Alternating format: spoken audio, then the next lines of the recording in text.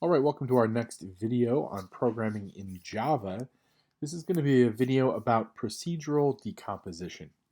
At this point, we should have somewhat of an understanding of how to get text to appear in the console. So you should have done the hello world exercise before this. It also helps to have some familiarity with key vocabulary words, words like class, method, and statement. We'd also want to be familiar with comments. The purpose of this video is to help show how we can take complex processes and break them down into manageable components. It would be hard to think of how you would want to build a car, but instead of thinking of building the whole car, maybe you just build the wheels and the axles, or you do the exhaust manifold, or you take one particular system and get that right, and then by assembling each of the systems and attaching them together, you've got a car. So rather than worry about the thousands of pieces that go into the car, you're doing a few pieces at once. That is, in essence, what procedural decomposition is. Don't think about the dozens or hundreds of lines of code you're going to need. Get 10 pieces of code correct, put those together, and then you have yourself a better project. So how do we get code to appear to the screen? Let's review the Hello World procedure.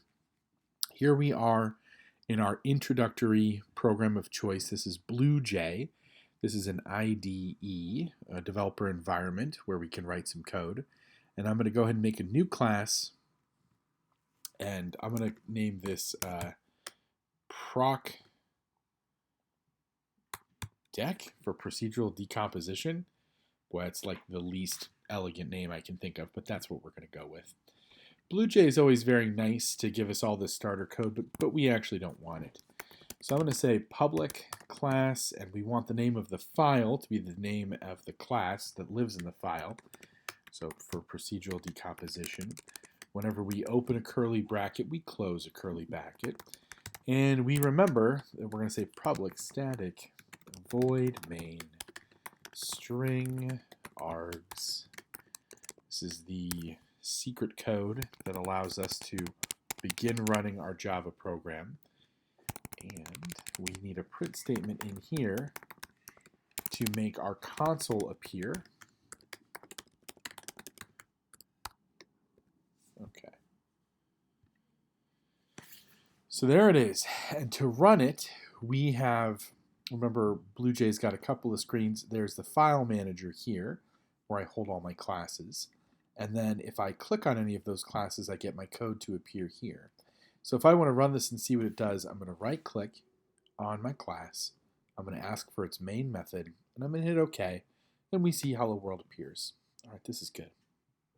We know that a project could contain, that a class could contain a lot of print statements if we really wanted. And if I wanted to make, I don't know, some kind of interesting triangle shape like this, let's see here, 1, 2, 3, 4, 5. Oh wait, that's the wrong way.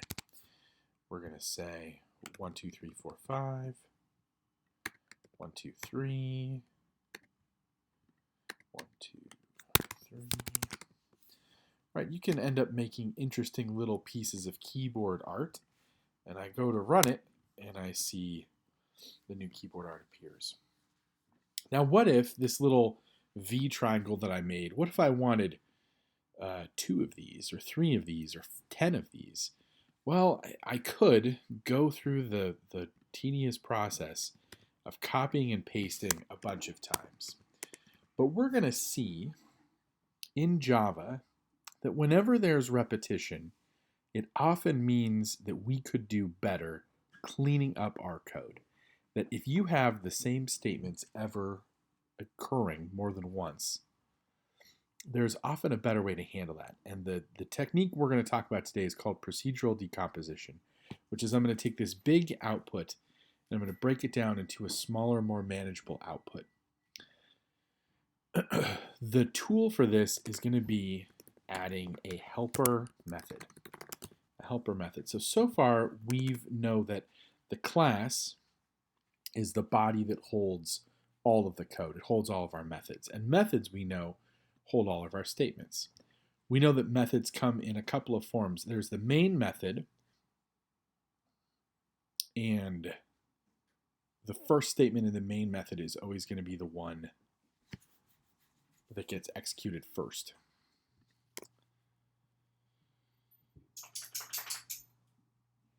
After the main method, we can have other methods like helper methods, which we can use.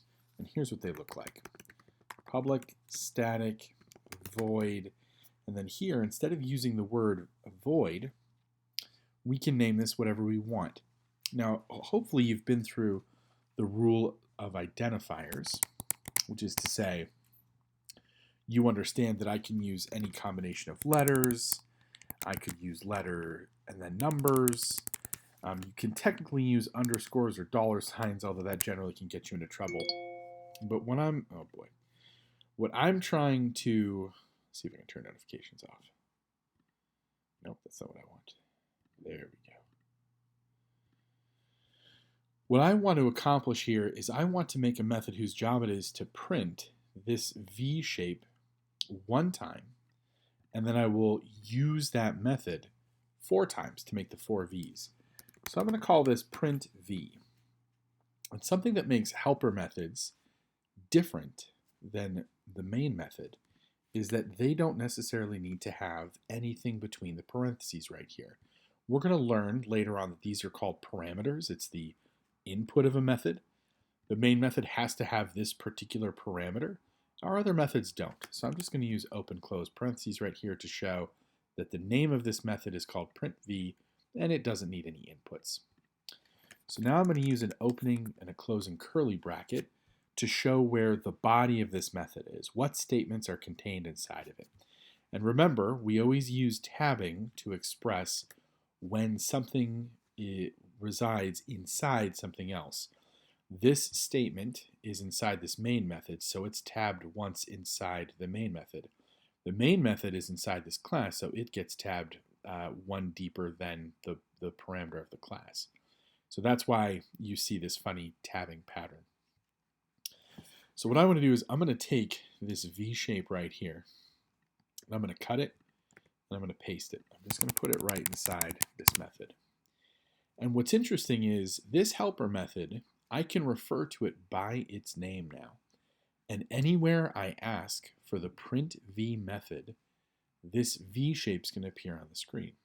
So let's take all these out for a second. If in the main method I ask for print V, and this is important, this is called calling a method. What's going to happen is when the program starts, we always start with the first statement of the main method. In this case, the first statement is to call another method. So Java will start here, realize that it needs to go get some statements somewhere else, so it'll go down to print V, and it'll use these 3 print statements. And if I want to, I can call this method more than once. So we'll see right here, when I run the main method twice, I get, when I run the main method, I get the print V helper method twice.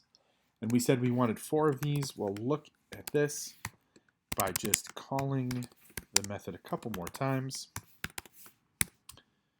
and we recompile, and we run our code, we get 4 of these. So what's great about this is it allows us to accomplish a lot with a lot less code. Before, we needed 12 print statements to make our 4 V triangles.